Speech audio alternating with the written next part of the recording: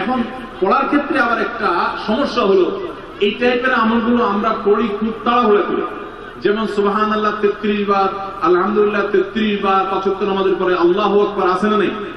এগুলো সাধারণত কিভাবে পড়ে মানুষ বলে? আমরা তো সবাই এ রোগের রোগী। কিভাবে পড়ি আমরা বলে? সুবহানাল্লাহ সুবহানাল্লাহ সুবহানাল্লাহ সুবহানাল্লাহ সুবহানাল্লাহ সুবহানাল্লাহ সুবহানাল্লাহ। আমি যদি এখন মেজো ভাইকে বলি, ভাই আল্লাহ আপনার ভালো করবে, ভালো করবেন ভাই, কি হয়েছে? আমি তাড়াহুড়া করে কথা বলবো, উনি বলবেন লোকটা কি মাথা কোনো সমস্যা হলো কিনা। কারণ আমি একটা মানুষের সাথে যখন কথা বলবো, এবং তোমার প্রশংসা, সুবহানাল্লাহ মানে আল্লাহর পবিত্রতা বর্ণনা করা, এটা আলহামদুলিল্লাহ মানে আল্লাহর প্রশংসা করা। তো আপনি আল্লাহর প্রশংসা, আল্লাহর গুণকীর্তন করতে গিয়ে যদি বলেন যে উনি খুব ভালো মানুষ, উনি এটা করে, উনি সেটা করে, আমি তাড়াহুড়া করে বলবো যে কি ব্যাপার ভাই, আপনারা কেউ দৌড়ায় নাকি? তো আপনি সুবহানাল্লাহ আলহামদুলিল্লাহ যদি তাড়াহুড়া করে পড়েন, তো এই সুবহানাল্লাহ আলহামদুলিল্লাহ যে মর্যাদা আপনার পাওয়ার কথা, তাড়াহুড়ার কারণে সেই মর্যাদা পাবেন না। মহব্বতের সাথে পড়বেন, অর্থ বুঝে, সুবহানাল্লাহ সুবহানাল্লাহ সুবহানাল্লাহ আলহামদুলিল্লাহ আলহামদুলিল্লাহ।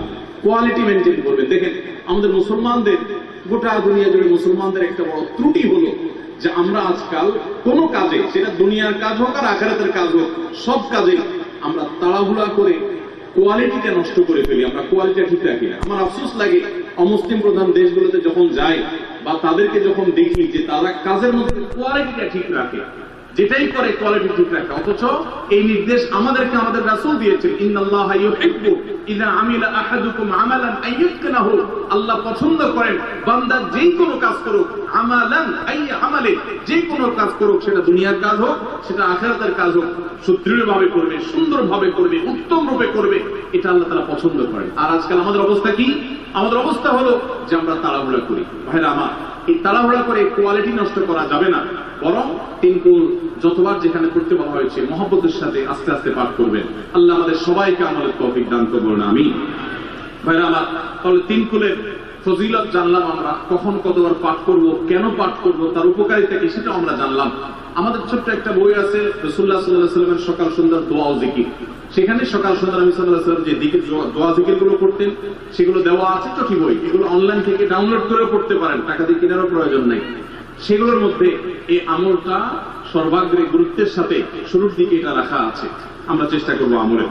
এবার আমি চলে যাচ্ছি সূরা ইখলাস, সূরা ফালাক এবং সূরা নাস, তিনও সূরা সংক্ষেপে একটু এটার অর্থ এবং এটার ব্যাখ্যাটা আপনাদেরকে জানাবো। প্রথম নম্বরে চলে আসি আমরা সূরা ইখলাসের ব্যাপারে। সূরা ইখলাস, এটাকে আমরা সাধারণত কুল হুয়াল্লাহ সূরা বলি, তাই না? ইখলাস মানেটা কি? আমরা যেহেতু এই সূরাগুলো নামাজের মধ্যে সবচেয়ে বেশি পাঠ করি, ঠিক না বেঠিক? এই সূরাগুলো অর্থাৎ শেষের দিককার সূরাগুলো আমরা যেহেতু বেশি নামাজের মধ্যে পাঠ করি, এই সূরাগুলোর অর্থ যদি আমি জানি, ব্যাখ্যা যদি আমি জানি, তাহলে নামাজের মধ্যে মনোযোগ ধরে রাখা সহজ হবে। কারণ আপনি মুখে কি পড়তেছেন, আপনি যে অর্থ বোঝেন না, মন্ত্রের মতো পাঠ করতেছেন, যদিও না বুঝে পড়লেও আপনি সওয়াব পাবেন, কিন্তু না বুঝে পড়লে তো আর এই কোরআনে আল্লাহ কি বলেছে এটা জানতে পারবেন না, না জানলে সে অনুযায়ী আপনি আমলও করতে পারবেন না। এই জন্য আমাদেরকে বুঝতে হবে। এই জন্য সূরা ইখলাস সম্পর্কে আমরা জানি, ইখলাস এই সূরার নাম, সূরার নাম হলো সূরাতুল ইখলাস বা ইখলাসের সূরা। ইখলাস শব্দের একটা অর্থ হলো পিওর করা, খাঁটি করা। তার মানে আমাদের ইবাদতটা শুধু আল্লাহর জন্য হবে, খাঁটি হবে, এখানে কোনো ভেজাল অন্য কারোর জন্য সেটা হবে না। আমাদের দোয়াগুলো সব শুধু আল্লাহর জন্য হবে, খাঁটি এবং ফ্রেশ ভাবে আল্লাহর জন্য নিবেদন করবো, সাথে আর কারোর সেখানে শরীক করবো না। এই জন্য এই সূরার নাম ইখলাস, যে এই সূরার মধ্যে আল্লাহর ইবাদত, একত্ববাদ, তাওহীদ, এটাকে খাঁটি করবার নির্দেশ দেওয়া হয়েছে। আল্লাহর কোনো শরীক নাই, এই জন্য এটাকে সূরা ইখলাস বলা হয়েছে, খাঁটি করার সূরা, ঈমানকে বিশুদ্ধ করা, তাওহীদকে ঠিক করার সূরা। একইভাবে ইখলাসের আরো বিভিন্ন অর্থ এবং বিভিন্ন ব্যাখ্যা আছে, আমরা শুধু এইটুকু বলি। এরপর আসা যাক সূরা কুল হুয়াল্লাহ।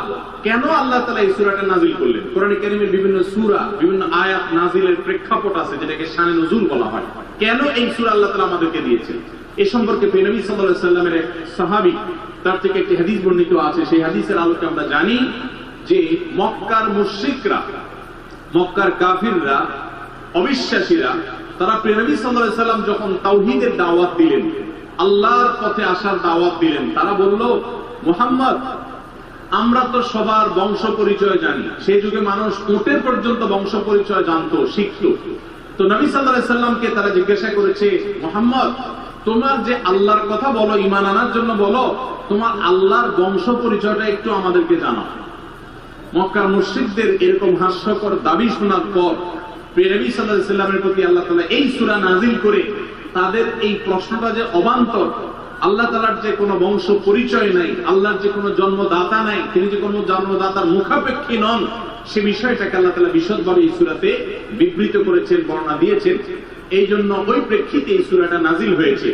কোন কোন উলামায়ে কেরাম, কোন মুফাসসিরগণ অবশ্য ভিন্ন আরো একাধিক কথা বলেছেন, তবে এটি সবচেয়ে প্রসিদ্ধ এবং বেশিরভাগ মুফাসসিরদের মতে এটি যে সূরা ইখলাস কুল হুয়াল্লাহু সূরা নাযিল হয়েছে মক্কার মুশরিকরা নবী সাল্লাল্লাহু আলাইহি ওয়াসাল্লামের কাছে আল্লাহর বংশ পরিচয় জানতে চাওয়ার মতো মূর্খতাসুলভ প্রশ্ন করেছে, সেই প্রশ্নের জবাবে এই সূরায় আল্লাহ রাব্বুল আলামিন বিস্তারিত বিবরণ দিয়েছেন।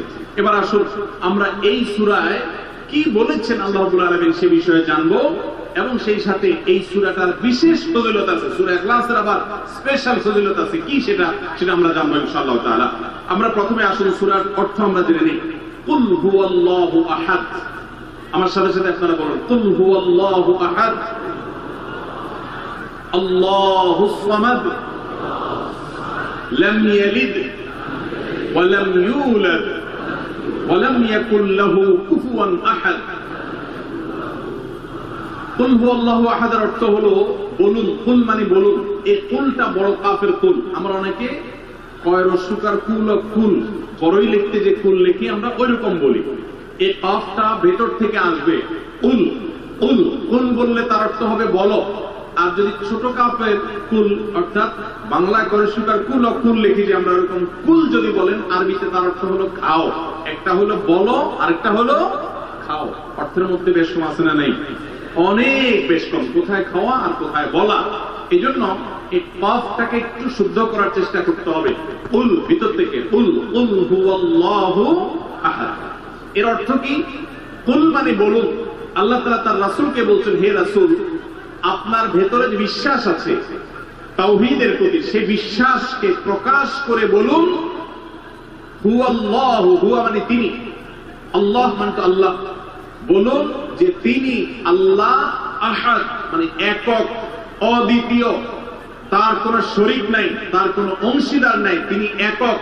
বংশ পরিচয়ে তার থাকার প্রশ্নই ওঠে না। যিনি একক, যিনি অদ্বিতীয়, যার কোনো শরীক নাই এবং যার কোনো পার্টনার নাই, যার কোনো ফ্যামিলির সদস্য নাই, যিনি একক, তার বংশ পরিচয় জানতে চাওয়া এটা মূর্খতা এবং অজ্ঞানতা। এই জন্য আল্লাহ রাব্বুল আলামিন জানিয়েছেন কুল হুয়াল্লাহু আহাদ, বলে দিন তিনি আল্লাহ, তিনি একক। আল্লাহুস সামাদ, আল্লাহ হলেন সমাদ। সমাদ শব্দের অর্থ হলো যে তিনি হলেন সেই মহান সত্তা, সবাই যার কাছে মুখাপেক্ষী, তিনি কারোর কাছে মুখাপেক্ষী নন। সমাদ মানে হলো যিনি অমুখাপেক্ষী, যিনি কারো মুখাপেক্ষী না। পৃথিবীর সকল সৃষ্টি তার মুখাপেক্ষী, তিনি কারো মুখাপেক্ষী না। যেহেতু তিনি কারো মুখাপেক্ষী না, অতএব তার বাপেরও প্রয়োজন নাই, তার মায়েরও প্রয়োজন নাই, তার সন্তানের প্রয়োজন নাই, বন্ধুর প্রয়োজন নেই, তার কারোর কোনো প্রয়োজন নেই। সবার তাকে প্রয়োজন, কিন্তু তিনি কারোর কাছে মুখাপেক্ষী নন। আল্লাহুস সামাদ লাম ইয়ালিদ ওয়া লাম ইউলাদ, যেহেতু তিনি কারো মুখাপেক্ষী নন এই জন্য তিনি কাউকে জন্ম দেননি। ওয়া লাম ইউলাদ, এবং তাকেও কেউ জন্ম দেয়নি। যেহেতু তিনি কোনো কারো মুখাপেক্ষী না, এই জন্য তার বাপ মারও প্রয়োজন নাই। আমরা দুনিয়াতে আসার জন্য বাপ মার মুখাপেক্ষী, বাপ মা ছাড়া আসতে পারে না। যেহেতু আল্লাহ কারো মুখাপেক্ষী নন এই জন্য তার কোনো জন্মদাতার প্রয়োজন হয়নি। ওয়া লাম ইউলাদ, এবং তিনি কাউকে জন্ম দেননি। কারণ আমাদের সন্তান সন্ততি জন্ম দিতে হয় আমাদের প্রয়োজনে, কারণ আমার বংশধারা ধরে রাখতে হবে, আমার নামটা ধরে রাখতে হবে, আমার সম্পদ রক্ষণাবেক্ষণ করতে হবে, মৃত্যুকালে আমাকে দেখাশোনা করতে হবে। এইসব কারণে আমাদের সন্তানের প্রয়োজন হয়। আল্লাহ তাআলা যেহেতু মুখাপেক্ষী নন কোনো কিছুর প্রতি, এই জন্য তার কাউকে জন্ম দিয়ে তার বংশ টিকিয়ে রাখার প্রয়োজন নেই, আবার তাকে কেউ জন্ম দেওয়ারও প্রয়োজন নাই। ওয়ালাম ইয়াকুল লাহু কুফুয়ান আহাদ, আর তার কোন সমকক্ষ নাই, তার সমান কেউ নাই, তার সাথে কোন প্রকার সাদৃশ্য হতে পারে এমন আর কেউ নেই। তিনি অদ্বিতীয়, তিনি একক। এই ছোট ছোট চারটি সূরায় আল্লাহ তাআলা তিনটি গুণবাচক নাম আল্লাহ উল্লেখ করেছেন। আল্লাহর মূল নাম যেটা সেটা উল্লেখ করেছেন আল্লাহ, তার জাতে পাকের নাম, আর এর পাশাপাশি আল্লাহ দুটি গুণবাচক নাম উল্লেখ করেছেন। এক হলো আহাদ মানে একক, এটা আল্লাহর গুণবাচক নাম, আর হলো সমাদ, এটাও আল্লাহর গুণবাচক নাম। এই নামগুলো আল্লাহ তাআলা উল্লেখ করেছেন। এই যে সূরাটা, সূরা ইখলাস আমরা জানলাম, এর অর্থ আমরা শুনলাম। এই সূরার ফজিলত কি?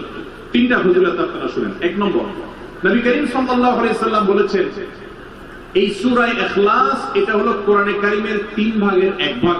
সুবহানাল্লাহ। সূরা ইখলাস বা কুল হুয়াল্লাহ সূরাটা হলো কোরআনে কারীমের কয় ভাগের 1 ভাগ? 3 ভাগের 1 ভাগ। 3 ভাগের 1 ভাগের মানে কি? এই সম্পর্কে কোন কোন তাফসীর বিদ্বান বলেছেন এর মানে হলো গোটা কোরআনে আল্লাহ তাআলা মৌলিকভাবে 3টা বিষয়ের আলোচনা করেছেন। কয়টা বিষয়? এই পুরো কোরআন জুড়ে আল্লাহ তাআলা আলোচনা করেছেন কয়টা বিষয়ে? 3টা বিষয়। নাম্বার 1 তাওহীদ, একত্ববাদ, ঈমান সম্পর্কে। নাম্বার 2 আখবার, বিভিন্ন জাতি গোষ্ঠীর ইতিহাস আল্লাহ এখানে আলোচনা করেছেন। নাম্বার 3 এই কোরআন আল্লাহ তাআলা আলোচনা করেছেন আহকাম বা বিধিবিধান। ঈমানটা মানুষের, বিশ্বাসটা মানুষের সবচেয়ে গুরুত্বপূর্ণ। বিশ্বাস মানুষকে পরিচালনা করার জন্য কোরআনে এটার আলোচনা সবচেয়ে বেশি। এরপর ইতিহাসের আলোচনা মানুষের অনেক বেশি প্রয়োজন শিক্ষা গ্রহণ করবার জন্য পূর্বের ঘটনাবলী থেকে, সেজন্য সেগুলোও আছে। আর 3 নম্বর বিধিবিধান, মানুষ কিভাবে চললে কোন দিকে গেলে লাভ হবে, কোথায় গেলে ক্ষতি হবে, সেই হালাল হারামের বিবরণ কোরআনে আছে। 3টা বিষয়ের আলোচনার মধ্যে একটা হলো তাওহীদ বা ঈমান। এই সূরা ইখলাস এমন একটা সূরা কোরআনের, এই একটা সূরাতে পুরা সূরার 4টা আয়াতের সবগুলো আয়াতে শুধু ঈমান সম্পর্কে, শুধু আল্লাহর জাত সম্পর্কে বলা আছে। বলেন সুবহানাল্লাহ। ভাইরা আমার, এই সূরা ইখলাস বা সূরা কুল হুয়াল্লাহ এটা কোরআনে কারীমের 3 ভাগের 1 ভাগ। এটা একটা ব্যাখ্যা। আরেকটা ব্যাখ্যা হলো কোরআনে কারীম যদি কেউ পুরাটা পড়তে পারে যে পরিমাণ সওয়াব সে লাভ করবে, শুধু কুল হুয়াল্লাহ সূরা যদি একবার পাঠ করে, কয়বার? একবার যদি পাঠ করে, কোরআনে কারীমের 3 ভাগের 1 ভাগ তেলাওয়াত করার সওয়াব আল্লাহ তাআলা ওই ব্যক্তিকে দান করে।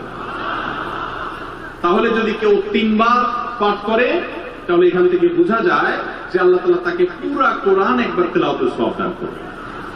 পুরা কোরআন কষ্ট করে তেলাওয়াত করলে সেটার যে মর্যাদা হবে সেটা অবশ্যই ভিন্নতর। কিন্তু 3 কুল সূরা ইখলাস এটাকে 3 বার পাঠ করলে আল্লাহ রাব্বুল আলামিন কোরআনে কারীমের পূর্ণাঙ্গ কোরআন তেলাওয়াতের সওয়াব পাবেন বলে অনেক উলামা ইকরাম মুহাদ্দিসিন ইকরাম বলেছেন এই হাদিসের আলোকে। এটা হলো দ্বিতীয় ফজিলত। প্রথম ফজিলত। দ্বিতীয় ফজিলত হলো আমাদের প্রিয় নবী সাল্লাল্লাহু আলাইহি ওয়াসাল্লামের সময় তিনি এক দলকে একটা অভিযানে পাঠিয়েছেন। তাদের মধ্যে যিনি ইমাম সাহেব ছিলেন, ওই আল্লাহর বান্দা প্রত্যেক নামাজের মধ্যে যে কোনো সূরা পড়তেন, যে কোনো কেরাত পড়তেন, শেষে সূরা ইখলাসটা অবশ্যই পাঠ করে তারপর রুকুতে যেতেন। এখন সাহাবীদের মধ্যে একটা প্রশ্ন দেখা দিল যে এই লোকটা প্রত্যেক রাকাত নামাজে সূরা ফাতিহা আলহামদুলিল্লাহ সূরা পাঠ করার পর যেই সূরাই পড়েন, যেই কেরাতই পড়েন, সাথে আবার কুল হুয়াল্লাহটা কেন পড়েন? আমরা তো নবী সাল্লাল্লাহু আলাইহি ওয়াসাল্লাম কেরকম করতে দেখিনি। তখন সাহাবীরা এসে নবী সাল্লাল্লাহু আলাইহি ওয়াসাল্লাম জিজ্ঞাসা করলেন, ইয়া রাসূলুল্লাহ, আমাদের ইমাম সাহেব যাকে আমাদের সাথে আপনি দিয়েছেন, যিনি আমাদের সাথে আছেন, এই ব্যক্তি প্রত্যেক রাকাতে অন্য যা পড়ুক আর না পড়ুক এই কুল হুয়াল্লাহ সূরাটা উনি পড়েই পড়ে, এটা উনি ছাড়ে না, এর কারণটা কি? তখন নবী সাল্লাল্লাহু আলাইহি ওয়াসাল্লাম জিজ্ঞাসা করলেন ওই ব্যক্তিকে যে তুমি কেন এই সূরা পাঠ করো? অবশ্যই অবধারিত হবে সূরা ফাতিহা না প্রত্যেক রাকাতে ফিক্স, অন্য কোন সূরা তো ফিক্স না, তুমি অন্য যাই পড়ো সাথে প্রত্যেক রাকাতে কুল হুয়াল্লাহ দিয়ে শেষ করে তারপর রুকুতে যাও কেন? তখন সে সাহাবী বললেন, ইয়া রাসূলুল্লাহ, আমি কেন পড়ি? কারণ কোরআনে কারীমে এই একটা সূরা, সূরা ইখলাস বা কুল হুয়াল্লাহ সূরাটা একমাত্র সূরা যেই সূরা শুরু থেকে শেষ পর্যন্ত সবগুলো আয়াতে শুধু আমার আল্লাহর কথা বলা আছে। কোরআনের অন্য কোন সূরা এমন নাই যেই সূরার শুরু থেকে শেষ পর্যন্ত পুরো সাবজেক্ট আগার টু গোড়া পর্যন্ত সবগুলো বিষয়, সবগুলো আয়াতে শুধুমাত্র আল্লাহর পরিচয় দেওয়া হয়েছে এবং আরেকটা সূরা নেই।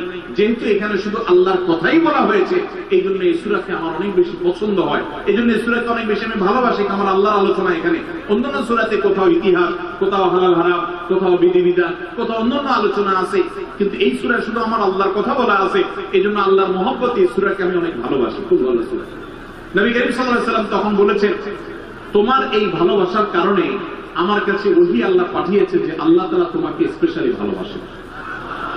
এবং অন্য বর্ণনায় আসছে নবী সাল্লাল্লাহু আলাইহি ওয়াসাল্লাম বলেছেন, হুব্বুকা ইয়াহা ইউদখিলুকাল জান্নাহ, তুমি এই সূরাকে যে ভালোবাসো, এই ভালোবাসার কারণে আল্লাহ তাআলা তোমাকে জান্নাতে প্রবেশ করাবেন, সে ওয়াদা করেছে। অতএব ভাই আমার, সূরা ইখলাস বা কুল হুয়াল্লাহ সূরাকে স্পেশালি আমরা মহব্বত করব, ঠিক আছে না ইনশাআল্লাহ? এই সাহাবীর পাশাপাশি মদিনায় আরেক সাহাবী, তিনি ইমামতি করতেন এবং ইমাম হিসাবে দায়িত্ব প্রাপ্ত ছিলেন নবী সাল্লাল্লাহু আলাইহি ওয়াসাল্লাম তরফে, তিনিও একই কাজ করতেন। তার ব্যাপারে নবী সাল্লাল্লাহু আলাইহি ওয়াসাল্লামের একই রকমের জবাব দেওয়ার কথা আমরা হাদিস থেকে জানতে পারি। সেখান থেকে সূরা ইখলাসের মর্যাদা বোঝা যায়। আমরাও অনেকে সূরা ইখলাস প্রায় রাকাতে পড়ি, আছে না নাই? আপনারা কারা কারা একা একা যখন নামাজ পড়েন, নফল হোক, সুন্নত হোক বা ফরজ হোক, যখন নামাজ পড়েন প্রায় রাকাতে সূরা কুল হুয়াল্লাহ পড়েন কারা কারা? একটা হাত তোলেন তো। আচ্ছা, হাত নামান। খুশি হয়ে হাত তুলছেন, মনে করছেন প্রশংসা পাবেন। প্রশংসা না, বরং একটা বদনাম পাওয়ার ভয় আছে। হাতটা তোলাইছি আমি, আপনারা মনে করছেন সবসময় হাত তুললেই শুধু জিতা যায়। দেখেন, যারা সূরা ইখলাসকে মহব্বত করে, এই যে ঘটনা আমরা শোনালাম নবী সাল্লাল্লাহু আলাইহি ওয়াসাল্লাম, এটা জেনে যে আমার আল্লাহর আলোচনা আছে এই সূরায়, অন্য কোনো আলোচনা নাই, আল্লাহর পরিচয় উল্লেখ করা আছে, আল্লাহর বৈশিষ্ট্য এবং ক্ষমতার উল্লেখ আছে, সেই মহব্বতে যদি কেউ সূরা ইখলাসকে মহব্বতের সাথে ধীরে ধীরে পড়ে, তাহলে তো তিনি অবশ্যই আল্লাহর কাছে বিশেষ মর্যাদা পাবেন। ওই সাহাবীর মতো আল্লাহর ভালোবাসা পাওয়ার সম্ভাবনা জোরালো। তবে আমাদের বেশিরভাগ মানুষ কুল হুয়াল্লাহ সূরা দিয়ে নামাজ পড়ে, নামাজ শর্ট করার জন্য। ঠিক না বেঠিক? তাহলে এবার যদি আমি বলি কারা কারা নামাজ সংক্ষেপ করার জন্য কুল হুয়াল্লাহ সূরা দিয়ে নামাজ পড়েন, তাহলে দেখা যাবে হাত ওগুলো আবার উঠছে। তাহলে সংক্ষেপ করার উদ্দেশ্যে সূরা কুল হুয়াল্লাহ পড়লে সেটার কারণে আল্লাহর কাছে সওয়াব পাবেন না, বরং আপনার নামাজের মর্যাদা আরো কমবে।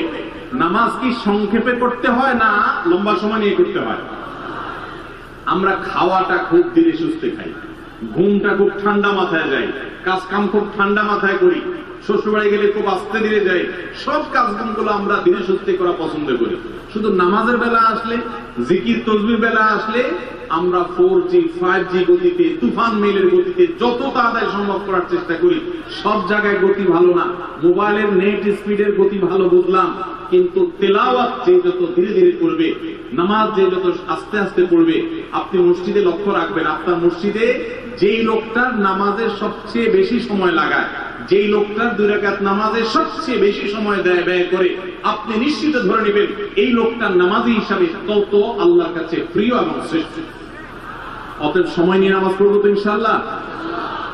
আমাদের অনেকেরই তাড়াহুড়া করে নামাজ পড়ার স্বভাব আছে ভাইরা, ভালো নাই না। যাই হোক, তো সূরা ইখলাস আমরা এটাকে সংক্ষেপ করার জন্য পড়বো না, মহব্বত করার জন্য পড়বো আজ থেকে। ঠিক আছে তো ইনশাআল্লাহ? কুল হুয়াল্লাহ সূরার আরেকটি ফজিলত বলে আমি শেষ করতে চাই, সেটি হলো যে নবী করিম সাল্লাল্লাহু আলাইহি ওয়াসাল্লামের একটা হাদিস আছে যে কেউ যদি 10 বার সূরা ইখলাস বা কুল হুয়াল্লাহ সূরা পাঠ করে, কয়বার? 10 বার, রাতে দিনে যে কোনো সময় 10 বার যদি কেউ কুল হুয়াল্লাহ সূরা পাঠ করে, আল্লাহ নবী সাল্লাল্লাহু আলাইহি ওয়াসাল্লামের হাদিসে ওয়াদা রয়েছে আল্লাহ তাআলা ওই ব্যক্তির জন্য জান্নাতে একটা বিশাল প্রাসাদ নির্মাণ করবে। দুনিয়ার কোন প্রাসাদ না ভাই, পাঞ্জমারার প্রাসাদ না ভাই, এটা কোন দুবাই বা পৃথিবীর কোন গুরুত্বপূর্ণ জায়গার লোভনীয় কোন আকর্ষণীয় কোন জায়গার প্রাসাদ না ভাই, জান্নাতের প্রাসাদ। দুনিয়ার প্রাসাদ রেখে চলে যেতে হবে, জান্নাতের প্রাসাদ যে একবার পেয়ে যাবে অনন্ত অসীমকাল পর্যন্ত আর তার সেখান থেকে বের হতে হবে না, তার থেকে ছুটবে না। আল্লাহ আমাদের সবাইকে ফজিলত অর্জন করার তৌফিক দান করুন, আমিন। তাহলে সূরা ইখলাস 10 বার মাঝে মধ্যে পড়তে যদি আমরা চেষ্টা করি, পুরা সূরাটা একবার পড়তে 1 মিনিট সময় কিন্তু লাগে না। কুল হুয়াল্লাহু আহাদ আল্লাহুস সামাদ লাম ইয়ালিদ ওয়া লাম ইউলাদ ওয়া লাম ইয়াকুল লাহু কুফুয়ান আহাদ। কয় সেকেন্ড সময় লাগছে? 20 সেকেন্ড, 25 সেকেন্ড। আপনি চাইলে 1 মিনিটে 3 বার কুল হুয়াল্লাহ সূরা পড়তে পারেন, তার মানে 1 মিনিটে পুরো কোরআন খতম দেওয়ার সওয়াব আপনি লাভ করতে পারেন। তাহলে অবসর সময়গুলোতে আমরা মুখস্থ তো সবারই আছে, পড়ার চেষ্টা করব না ইনশাআল্লাহ। আল্লাহ আমাদের সবাইকে তৌফিক দান করুন। এবং পড়ার পাশাপাশি এই সূরাতে আল্লাহর একত্ববাদের কথা বলা আছে, মূল বিষয়টা সেটা, শুধু সওয়াব আহরণ করাই উদ্দেশ্য না, বরং এখান থেকে আল্লাহর একত্ববাদের শিক্ষা নিতে হবে। আল্লাহ একক, কুল হুয়াল্লাহু আহাদ। হে রাসূল বলে দিন তিনি আল্লাহ, তিনি একক, তার কোনো অংশীদার নাই, তার কোনো পার্টনার নাই, তিনি কারোর প্রয়োজন তার হয় না। আল্লাহুস সামাদ, তিনি কারোর মুখাপেক্ষী না, বরং সবাই তার মুখাপেক্ষী। লাম ইয়ালিদ ওয়া লাম ইউলাদ, তাকে কেউ জন্ম, তিনি কাউকে জন্ম দেননি আর তাকেও কেউ জন্ম দেয়নি। ওয়া লাম ইয়াকুল লাহু কুফুয়ান আহাদ, তার কোনো সমকক্ষ নাই।